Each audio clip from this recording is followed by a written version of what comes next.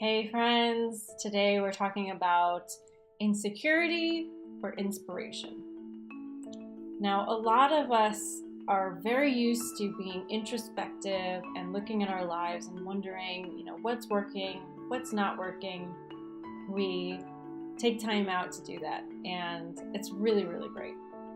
And with that comes this almost feeling of restlessness or dullness sometimes in our everyday lives, where we will go into introspective mode because we are not feeling alive all the time. We're not always feeling super great.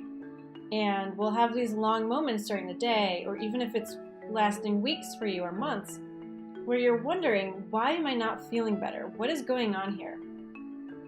And something occurred to me today because I'm feeling that call to do something a little bit different or a little bit bigger, and felt that dullness in my routine.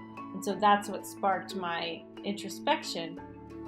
And I was wondering, how often are we dreaming these big dreams and feeling dull simply because we are insecure in what we have now, like what we already are, the skill sets that we're already working on or have, and it's just that we're not really working those to their greatest capacity. For instance, say we are a writer, okay, or an artist, and we're really good at that. We've always been good at that. It's been something that's been flowing through us forever.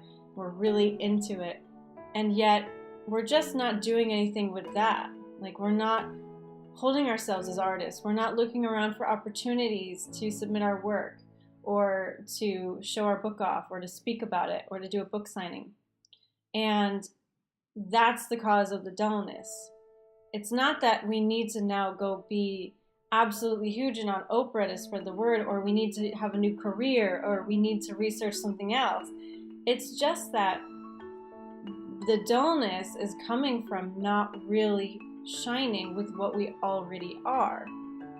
Does that make sense to you? I hope it does, because it's something that I've been thinking about lately. As I said, I've been kind of playing with the idea of making a really big, well-produced web show and talking about things that I don't normally talk about.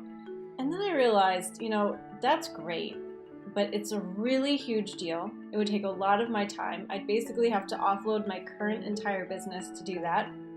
And am I missing something here?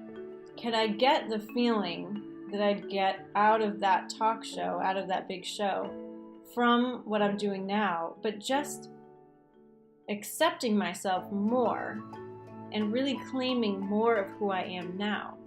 And I think the answer is yes, surprisingly. So the web show may be a side project that I can do, but it's not going to be my entire focus. So I just encourage you to, if you're having any of that restlessness or any of that dullness, ask yourself, what am I denying about myself? Where am I not being inspired by who I already am? Where am I emotionally blocked from allowing myself to feel more self-love and acceptance? Where is my thinking wrong and that I can't fully express myself in what I'm doing now? And I think that's where mine was coming from. I wanted to have this show so that I could talk about absolutely anything I wanted to. And honestly, there's nothing keeping me from doing that in my current business, because I'm the owner. I can do whatever I want, and I'm attracting the kind of people who are open to that. So ask yourself that. When you're feeling that call to completely change your life and do something totally new, how could you do that where you are? How could you just bring that inspiration and energy into what you're doing and further integrate that? Because integration is really the key. We don't want to be running away from anything, and we want to really know ourselves and be free to be ourselves where we are at all times.